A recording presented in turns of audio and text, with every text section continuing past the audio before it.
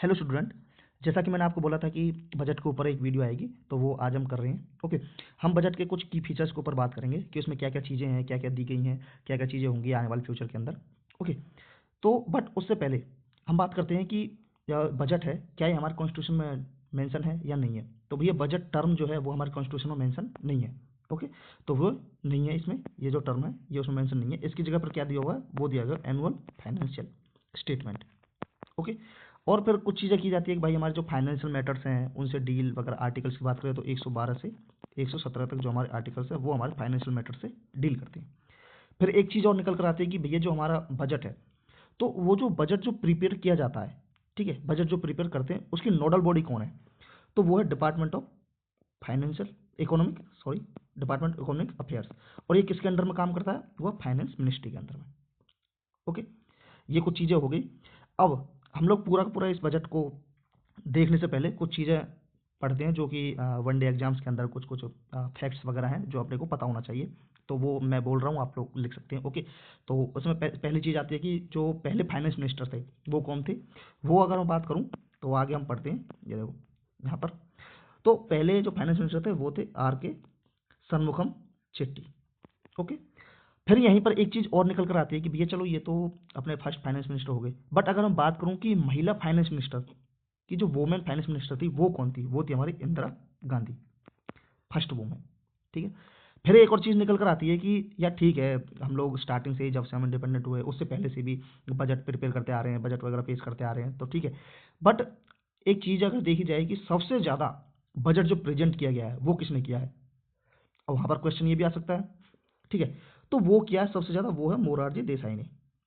Okay, तो किसने किया है, वो किया है मोरारजी देसाई ने। अब यहाँ पर इन्होंने कितने टाइम किया है, 10 बार। बट एक चीज़ और निकल कर आती है कि यार मोरारजी देसाई जी ने जो बजट प्रिपेयर किया है क्या वो कंजिक्यूटिव बजट है। मीन्स अगर उन्होंने 10 बार सबसे ज़्यादा बजट प्रेजेंट किया है तो क्या वो लगातार 10 साल किया है, तो नहीं, तो ये कंजिक्यूटिव नहीं है। ठीक है, सबसे ज़्यादा है मोरारजी देसाई का, बट वो कंजिक्यूटिव नहीं है। कंजिक्यूटिव किसका है, वो है निर्मला सीतारमण जी का। और जो ये इनका था वो था 8, ये जो बजट पेश किया है इन्होंने वो 8वां था। ओके, और यही जो निर्मला सीतारमण है वो हमारी full time women finance minister भी रही है, फर्स्ट, पहली फुल टाइम। ओके, कुछ चीज़ मैंने आपको बता दी कि बजट टर्म जो है वो मेंशन नहीं है कॉन्स्टिट्यूशन के अंदर, एनुअल फाइनेंस स्टेटमेंट है। अकॉर्डिंग टू आर्टिकल 266 अगर हम इसकी बात करें तो पार्लियामेंट्री अप्रूवल चाहिए हमें। ठीक है, अगर मैं कंसोलिडेटेड फंड ऑफ इंडिया से अगर मुझे पैसे निकालते हैं तो इसके लिए हमें आर्टिकल 266 के अकॉर्डिंग पार्लियामेंट से हमें अप्रूवल चाहिए, तब हम पैसे निकाल सकते हैं। आर्टिकल 112 से 117 डील करेंगे फाइनेंस मिनिस्टर से, डिपार्टमेंट इकोनॉमिक अफेयर्स की बात हो गई। ओके, इसके बाद एक चीज़ और है कि भैया सबसे जो स्पीच है, जैसे मान ली चलो हम जब जैसे कि हमारे जो फाइनेंस मिनिस्टर है निर्मला सीतारमण जी, तो वो अपनी बजट को लेकर स्पीच देती हैं, स्पीच। ओके, तो इस चीज़ को लेकर देखा जाए तो अगर हम लॉन्गेस्ट स्पीच की बात करें, लॉन्गेस्ट, अगर लॉन्गेस्ट में भी वर्ड वाइज वर्ड, और फिर ऐसे ही लॉन्गेस्ट अगर मैं बात करूं वो टाइम वाइज, तो ये अलग है, ये अलग है। अगर मैं लॉन्गेस्ट वर्ड वाइज बात करूं तो वो है मनमोहन जी ने किया है। ओके, और अगर मैं टाइम वाइज बात करूं तो टाइम वाइज निर्मला सीतारमण जी ने किया है। तो ये चीज़ आपको ध्यान रहेगी, और ये भी याद कर लो कि ये तो कहा था 1991 और ये 2020 में। ओके, तो वर्ड वाइज अलग है और टाइम वाइज अलग है।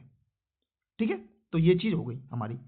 उसके बाद हम बात करते हैं कि लाइक इसमें फीचर्स जो थे, फाइनेंस मिनिस्टर ने अपने जो स्पीच दिया उसके अंदर 4 चीज़ों के ऊपर बात की गई है, गरीब, यूथ, अन्नदाता और नारी। चलिए फिर इस तरीके से हम लोग आगे बढ़ते हैं एक बार। तो ये रहा जर्नी ऑफ डेवलपमेंट। अगर हम जर्नी ऑफ डेवलपमेंट की बात कर रहे हैं तो हमने जो इंजन्स हैं, मान चलो अगर हम विकसित भारत बना रहे हैं तो उसके लिए हमारे क्या क्या इंजन्स है जिसके ऊपर हमें काम करना पड़ेगा, तो उसके हम 4 चीज़ों के ऊपर बात करनी है। तो 4 चीज़ें कौन कौन सी, एग्रीकल्चर, एमएसएमई, इन्वेस्टमेंट और एक्सपोर्ट। हमें अपने एक्सपोर्ट को बढ़ाना पड़ेगा, एग्रीकल्चर में भी रिफॉर्म करना है, एमएसएमई के ऊपर। देखो ये जो चीज़ है ना एमएसएमई, इसके अंदर 2-3 चीज़ें और आती हैं, लाइक कि अगर हम बात करें तो ये माइक्रो, स्मॉल और मीडियम एंटरप्राइज। तो इसके अंदर लाइक अगर मैं इन्वेस्टमेंट करा रहा हूँ तो वो कितने की लिमिट है, अगर वो मान चलो मेरे अंदर इन्वेस्टमेंट हो गया, उसके अंदर मेरा जो उद्योग है, ठीक है, वो मेरा स्मॉल इंडस्ट्री है। ओके, तो उसके अंदर कितना इन्वेस्टमेंट हो सकता है और कितना मेरा टर्नओवर हो सकता है उसमें। ठीक है, उस चीज़ के ऊपर भी कुछ आंकड़े दिए हुए हैं। अब इन्हीं आंकड़ों से लेकर क्वेश्चन पूछा हुआ है भाई लास्ट ईयर में, तो इस वजह से इसके ऊपर भी ज़्यादा ध्यान देना है। चलो फिर हमारा डेस्टिनेशन क्या है? डेस्टिनेशन हमारा विकसित भारत बनने का है। ठीक है, आगे बढ़ते हैं। ये हमारे एस्पिरेशंस है फॉर विकसित भारत के। हमें किस किस चीज़ के ऊपर काम करना पड़ेगा? देखो, एक्सेलरेशन ग्रोथ, ग्रोथ को बढ़ाना है अपने को। ओके, इंक्लूसिव डेवलपमेंट करनी है, होल लाइक हेल्थ, एजुकेशन, सारी चीज़ों को लेकर। ठीक है, spending power of India rising middle class. Middle class जो है, जैसे मान के चलो आपने जो देखा हुआ मिडिल क्लास का जो 12 लाख पर एनम की जो इनकम है वो टैक्स फ्री कर दी है। ठीक है, और यहीं पर प्राइवेट सेक्टर इन्वेस्टमेंट को बढ़ाना है भाई। Uplift house hold sentiment, house hold sentiment को लेकर भी मैं आपको आगे बताऊँ क्या क्या चीज़ें बताई गई हैं। ठीक है, चलिए आगे बढ़ते हैं। और यहाँ पर बात आ गई है भाई, देखो ये रहा डेवलपमेंट मेजरिंग फोकसिंग ऑन गरीब, यूथ, अन्नदाता और नारी। ये जो 4 चीज़ मैंने आपको पहले ही बता दी थी, और इनके बारे में जो बात है वो फाइनेंस मिनिस्टर ने अपनी स्पीच में ही बोली है। चलिए फर्स्ट बात करते हैं हम लोग एग्रीकल्चर ग्रोथ को लेकर। देखो ये चीज़ जो है एग्रीकल्चर वाली ग्रोथ वाली, ये चीज़ अगर हम जाना चाहें तो जैसे मान चलो हमारे मेंस में एग्जाम आता है तो उसमें भी एग्रीकल्चर वाले टॉपिक से कुछ क्वेश्चन आ सकते हैं, तो उसको यहाँ से हम कुछ लिख सकते हैं कि हमारे बजट के अंदर भी ये चीज़ हमने बोली है। अब देखो, so enhance credit through KCC, तो शार्टकोर farmers, fisheries, dairy farmers will enhance loan, 5 lakh तक के लोन हो गए। प्रधानमंत्री धन धान्य कृषि योजना हो गई। ओके, और यहीं पर फिर mission for cotton productivity, cotton की प्रोडक्टिविटी बढ़ाने के लिए अगले 5 साल के ईयर्स में। Okay, sustainable cotton farming. इसके बाद आगे बात करते हैं, ये रही देखो national mission of high yield seeds. अब देखो हमें अपनी प्रोडक्टिविटी बढ़ानी है तो हमारे जो सीड्स हैं वो हाई यील्ड होने चाहिए ना, जो सीड है, जो बीज हमारे, ताकि हमारे ज़्यादा उत्पाद हो, उत्पादकता बढ़े, प्रोडक्टिविटी बढ़े। जैसे कि अब इसे लिंक कर दो हमारे ग्रीन रिवोल्यूशन वाले टाइम से, तो ग्रीन रिवोल्यूशन के अंदर हमने किस चीज़ का यूज किया था? हाई यील्ड वैरायटी सीड्स का।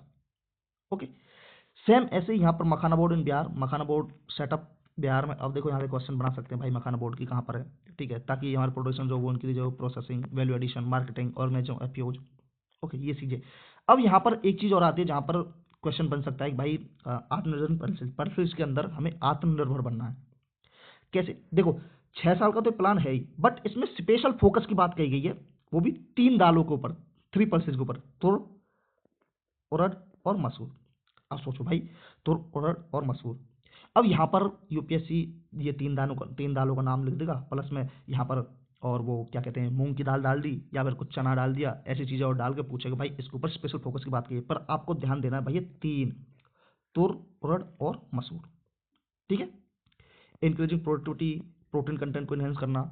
और इसमें एक चीज़ और है कि इंप्रूव करना पोस्ट हार्वेस्ट स्टोरेज। लाइक जैसे देखो खेत में हमने सारी चीज़ें बोई हैं, तो उसके बाद उसकी कटाई वटाई सारी चीज़ें हो गई, तो अब भाई उसे बेचने के लिए अगर हम मंडी में जा रहे हैं तो वहाँ पर जरूरत हो रही है, दाम आज कम है, तो उसके लिए हम स्टोरेज कर सकते हैं। तो उसकी स्टोरेज जो पोस्ट हार्वेस्ट स्टोरेज है उसको इंप्रूव करना है, मैनेजमेंट को इंप्रूव करना है, ताकि उन्हें बेहतर पैसा मिल सके और वो आगे भी और ज़्यादा इस पर प्रोडक्टिविटी को बढ़ा सके। ठीक है, सेम ऐसे ही in the post catalyst of rural economy. ये डायरेक्ट बेनिफिट ट्रांसफर हो गया, कैश आउट हो गया, EMI, credit service, micro enterprises के लिए इंश्योरेंस, ये सारी स्कीम्स। आगे बात करते हैं हम लोग।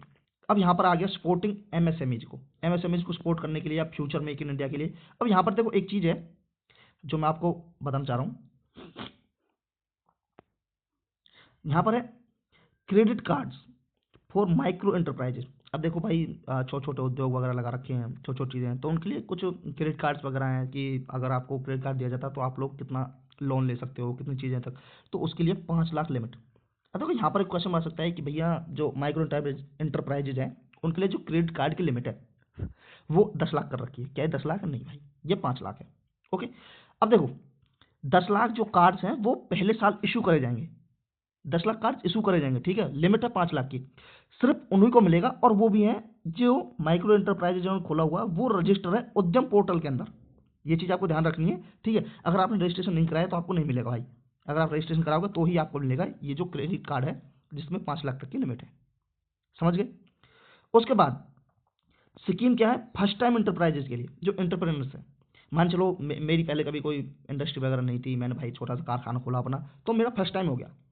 ओके, तो 5 लाख फर्स्ट टाइम एंटरप्रेन्योर्स के लिए, इंक्लूड वुमेन हो, चाहे वो एससी हो चाहे एसटी हो, तो उनके लिए न्यू स्कीम है कि भैया आपको एक टर्म लोन दिया जाएगा, term 2 crore, up to 2 crore during the next 5 year. अगले 5 सालों के लिए 2 करोड़ तक का भाई टर्म लोन है, इस टर्म के लिए इतना है, इस टर्म के लिए इतना, इतना चुकाना है, इतना चुकाना, उस तरीके से टर्म वाइज। ठीक है, उसके बाद बात आती है manufacturing mission with the mandate to focus on ease of doing business, like अगर बात करें vibrant dynamic MSME sectors, technology की अवेलेबिलिटी कराओ, क्वालिटी प्रोडक्ट्स होनी चाहिए, क्लीन टेक्नोलॉजी होनी चाहिए, क्लाइमेट फ्रेंडली। ऐसा नहीं है कि भाई आप ऐसी चीज़ें कर रहे हो कि भाई हमारे जो ग्रीन हाउस इफेक्ट है वो बढ़ रहा है, भाई प्रदूषण फैल रहा है, वो सारी चीज़ें नहीं। ओके, सेम यही चीज़ें हैं लेबर इंटेंसिव सेक्टर्स के अंदर, प्रोडक्ट स्कीम, फुटवियर, लेदर, इसके ऊपर काम है। टॉय सेक्टर्स के अंदर समझे, मेड इन इंडिया ब्रांड को बढ़ावा देने के लिए, इसको इंक्रीज करने के लिए, फूड प्रोसेस इंडस्ट्री को सपोर्ट करने के लिए, वो सारी चीज़ें। फिर उसके बाद एक चीज़ और आती है, देखो जो मैंने आपको बताया था कि एमएसएमईज को लेकर, यहाँ पर देखो ये रहा है, तो इन्वेस्टमेंट और एक साइड है टर्नओवर। अब सोचो भाई मेरा जो है माइक्रो इंटरप्राइज है, तो पहले क्या था इस बजट से पहले, उसमें 1 करोड़ तक की इन्वेस्टमेंट हो सकती थी, बट अब क्या है इसमें कर दिया 2.5 करोड़। तो भाई इससे वो क्वेश्चन पूछता है, आप एक बार पीवाई को उठाकर देखिए, ठीक है, 2024 या 2023 का इन दो इसमें आया हुआ है, वो आपको पता चल जाएगा। स्मॉल एंटरप्राइज की बात करें तो उसमें पहले था 10 करोड़ और अब है 25 करोड़। ओके, और यहाँ पर इंटर और मीडियम इंटरप्राइजेज के लिए पहले 50 और अब 125। यहाँ पर सेम टर्नओवर कितना हो सकता है, टर्नओवर पहले 5 था, वो 10 कर दिया, डबल कर दिया, सीधा सीधा डबल है भाई, तीनों चीज टर्नओवर तो डबल कर दिया भाई, 5 से 10, 50 से 100, 250 से 500, ये चीज आपको याद रखनी है। ओके, उसके बाद हम बात करते हैं, ये देखो स्टार्टअप्स के लिए क्रेडिट गारंटी, कितना क्रेडिट दे सकते हैं, ये 5 करोड़ और ये रिवाइज में 10 और 10 का 20, ये भी सीधा डबल कर दिया है। Okay, 4 term loan up to 20 crore, समझे।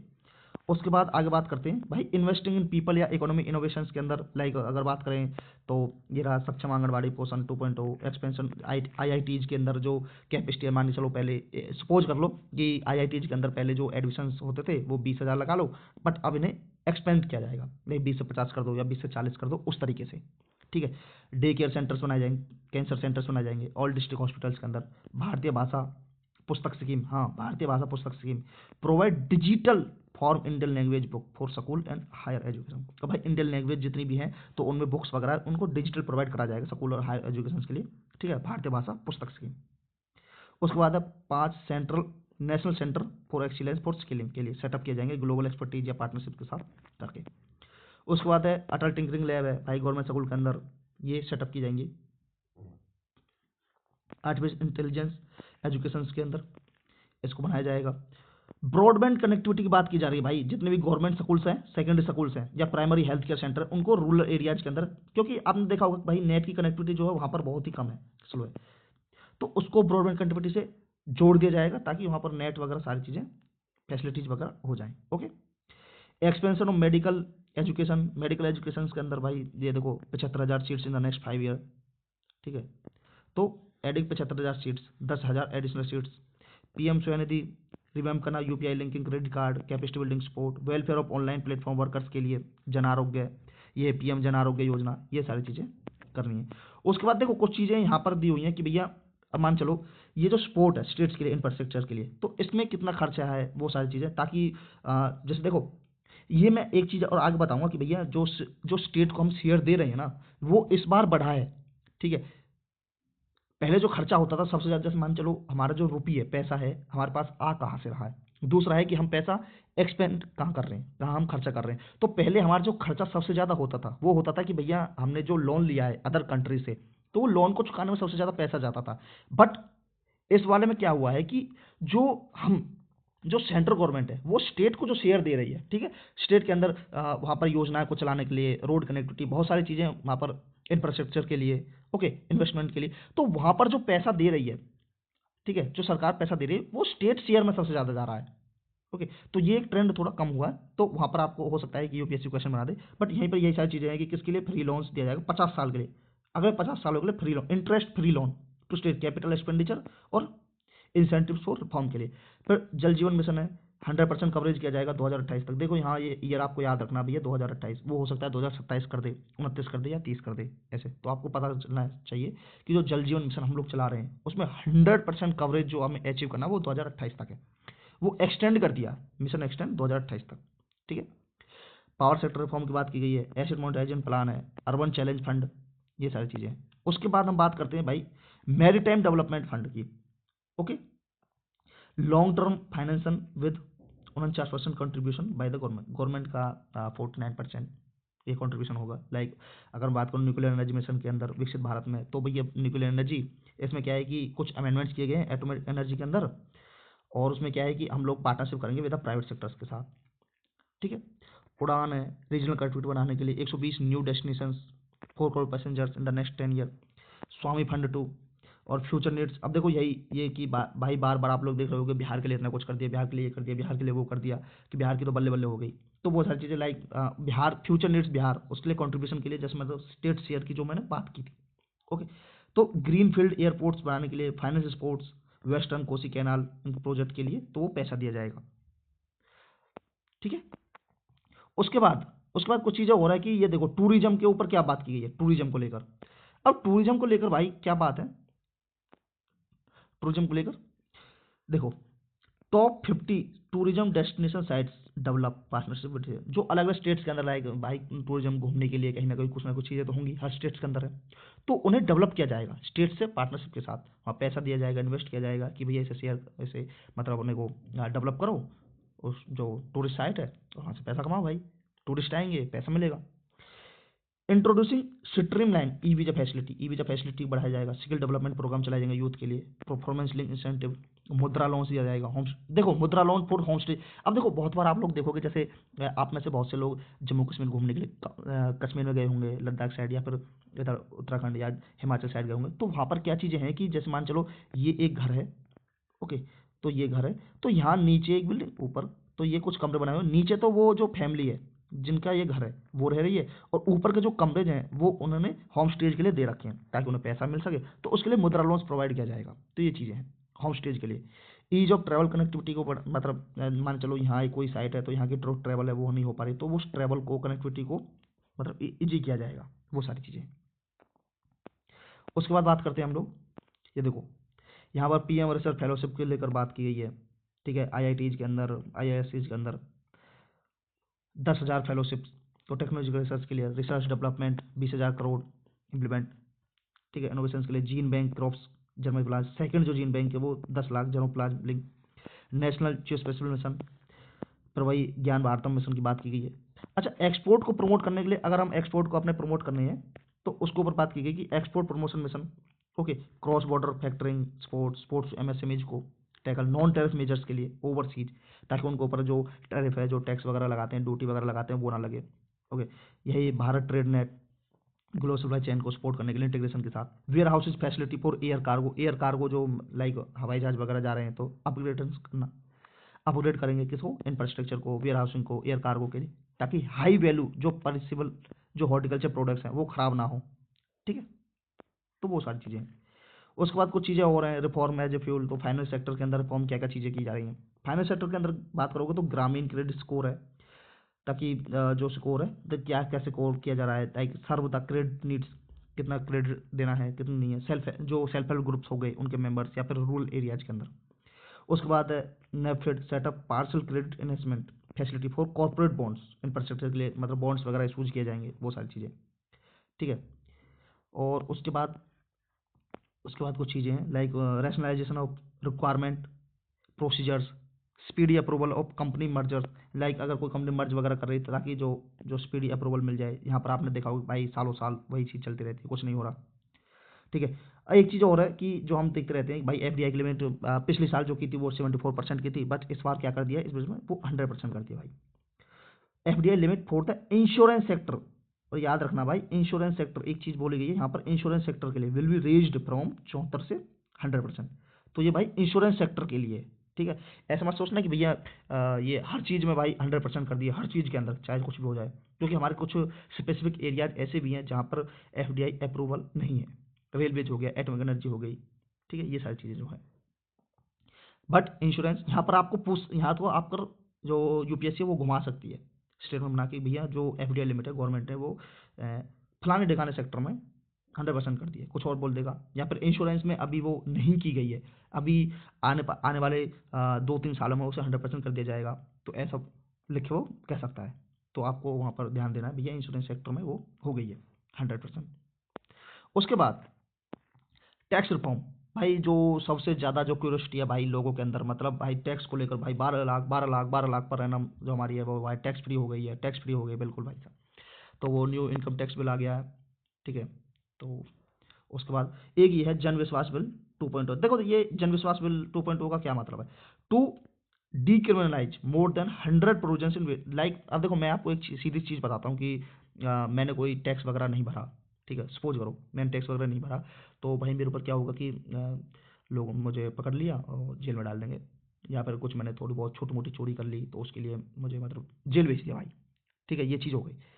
बट इसमें क्या किया गया है जन विश्वास बिल 2.0 में, तो उन्होंने बोला है कि भैया आपको जेल नहीं होगी, अगर छोटी मोटा कुछ आपने ऐसा कुछ काम किया है तो उसके लिए आपको जेल नहीं होगी। आपको क्या करना है, आपको फाइन दिया जाएगा, ठीक है, कि भैया इतने रुपए का फाइन है, ये आप भर दो, छूट जाओ, कोई दिक्कत नहीं है, आपको जेल में नहीं डालेंगे, बस आप फाइन भर दो, ये चीज़ है।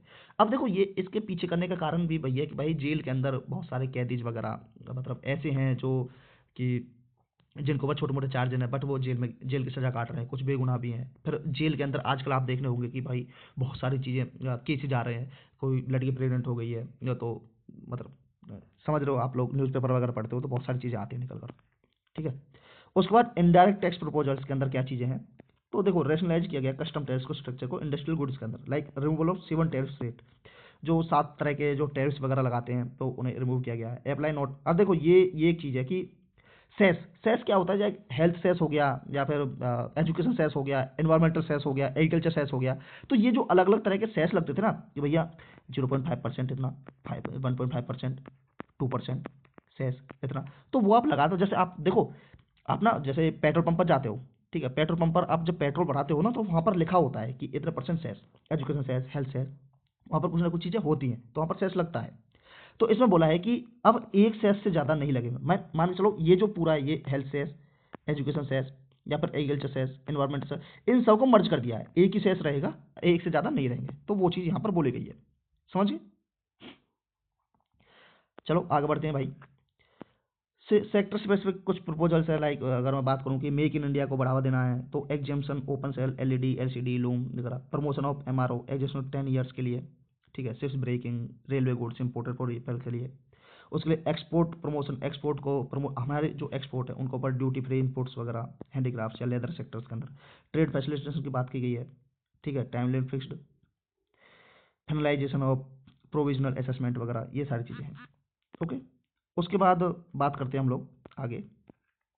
ये देखो कुछ ड्रग्स वगैरह हैं, जैसे मान चलो एक बार कैसे क्या हो गया था कि आपने न्यूज़ वगैरह पढ़ी होंगी कि हमारे यहाँ साउथ अफ्रीका साइड या फिर अफ्रीकन कंट्रीज़ में वहाँ पर हमारे यहाँ से ड्रग्स वगैरह गई थी तो उससे बच्चे वगैरह मर गए थे। तो यहाँ पर क्या है कि improved access of life saving medicine, addition 36 जो लाइफ सेविंग ड्रग्स या मेडिसिन है उनको एग्जाम टू लिस्ट, उनके ऊपर कोई किसी भी तरह की ड्यूटी वगैरह नहीं लगाई जाएगी। 6 मेडिसिन है उनके ऊपर 5% ड्यूटी है, 37 मेडिसिन और 13 new patient assistance programme in exam to list, तो इनके ऊपर कोई किसी तरह की ड्यूटी वगैरह ये सब नहीं लगाया जाएगा। तो वो सारी चीज़ें हैं। उसके बाद बात करते हैं हम आगे। ये देखो डायरेक्ट टैक्स जिसको लेकर बहुत ज़्यादा क्रेज भाई साहब लोगों में दबादब बोले जा रहे हैं, भाई साहब रील्स बन रही हैं, तो वो है कि ये देखो ये ऑलरेडी इसके लिए कि क्या क्या चीज़ें हैं, किस तरीके से टैक्स लगेगा, क्या चीज़, ये देखो अगर जब 12 लाख की इनकम हमारी टैक्स फ्री कर दी तो ये स्ट्रक्चर क्या है, तो इसके लिए मैंने एक अलग से वीडियो बनाई हुई है, आप लोग उसको देख सकते हैं एक बार, ओके। आपको अच्छी तरीके से मैंने 3 केसेज लेके मैंने आपको बताया कि केस फर्स्ट में हमारी इनकम 12 लाख है, केस सेकंड में हमारी 15 लाख है, केस थर्ड में हमारी 30 लाख है, तो कैसे कैसे हम वो होगा, ओके।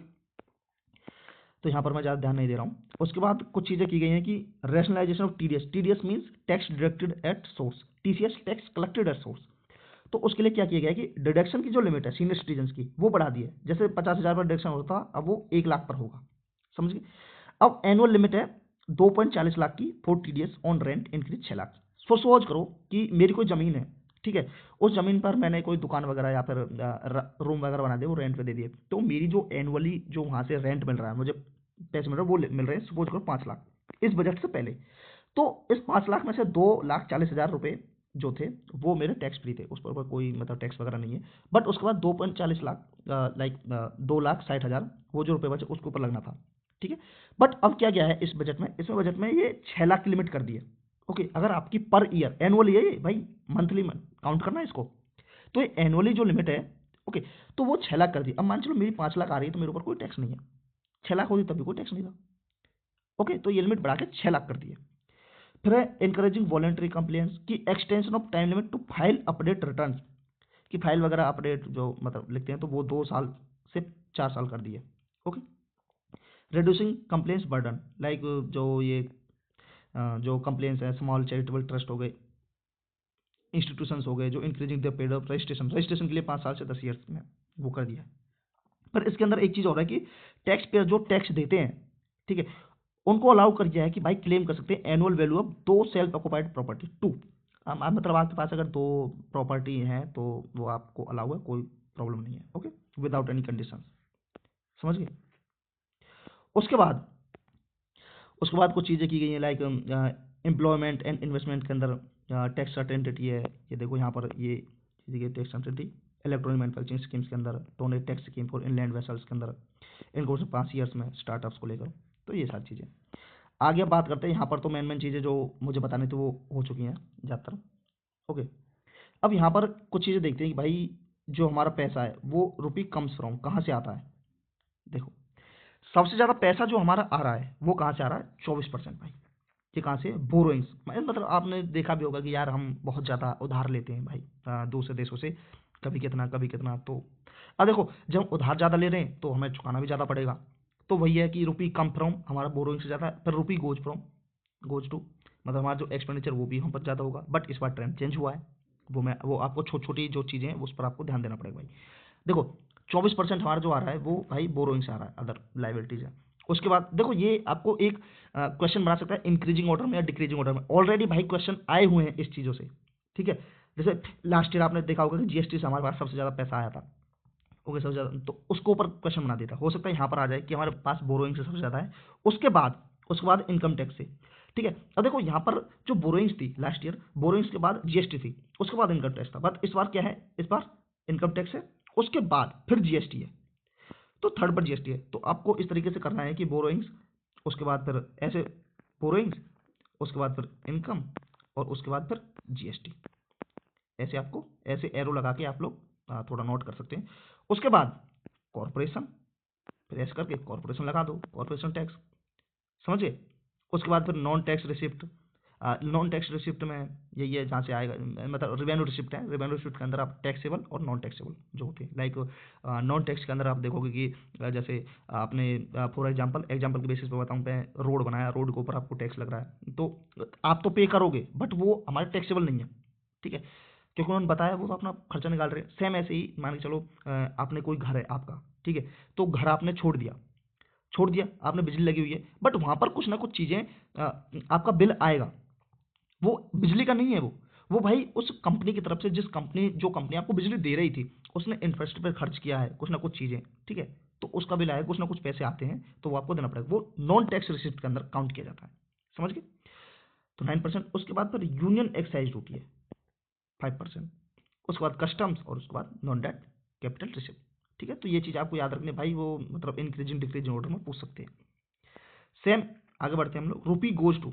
अब पैसा हमारा सबसे ज़्यादा खर्चा कहाँ हुआ, देखो यहाँ पर मैंने आपको एक चीज़ बताई थी कि भैया वो आपको पता चलना है। देखो 22% सबसे ज़्यादा जो हमारा जाएगा वो है किसमें, स्टेट शेयर के अंदर। समझिए, स्टेट के शेयर के अंदर सबसे ज़्यादा जाएगा। उसके बाद है इंटरेस्ट पेमेंट। अब भाई मैंने आपको पहले बताया था कि हमने जब सबसे ज़्यादा पैसा हम बाहर से उधार ले रहे हैं तो उसके बाद टैक्स भी तो देना पड़ेगा, इंटरेस्ट भी देना पड़ेगा हमें, सॉरी इंटरेस्ट, तो वो सेकंड नंबर पर है। सेम ऐसी हमें स्टेट शेयर, ठीक है, उसके बाद इंटरेस्ट, और उसके बाद हमारा सबसे ज़्यादा पैसा, फिर उसके बाद ये 16 सेंट्रल सेक्टर स्कीम। सेंट्रल, अब भाई देखो दो तरह की स्कीम होती है, एक तो है सेंट्रल सेक्टर स्कीम और एक होती है सेंट्रली स्पॉन्सर्ड। जो सेंट्रल सेक्टर स्कीम होती है उसमें पूरा का पूरा जो 100% पैसा सेंट्रल गवर्नमेंट देती है, बट वहीं पर जो सेंट्रली स्पॉन्सर्ड स्कीम जो होती है उसमें उसमें जो पैसा है वो सेंट्रल गवर्नमेंट देती है कुछ परसेंटेज, और बाकी स्टेट गवर्नमेंट का होता है, उस तरीके से। और ये भाई 8% जो है वो 3-3, 4-4 जगह पर है, ये अदर एक्सपेंडिचर होगा, सेंट्रल स्पॉन्सर्ड स्कीम हो गई। देखो यहाँ पर एक चीज़ है, देखो एक चीज़ तो ध्यान देनी है। एक तो जो मैंने आपको बताया सेंट्रल स्पॉन्सर्ड स्कीम, और एक है सेंट्रल सेक्टर स्कीम। तो सेंट्रल सेक्टर स्कीम है उस पर खर्चा ज़्यादा है, और जो सेंट्रल स्पॉन्सर्ड है उस पर कम है, 8% है, और यहीं पर 8% डिफेंस के अंदर भी है।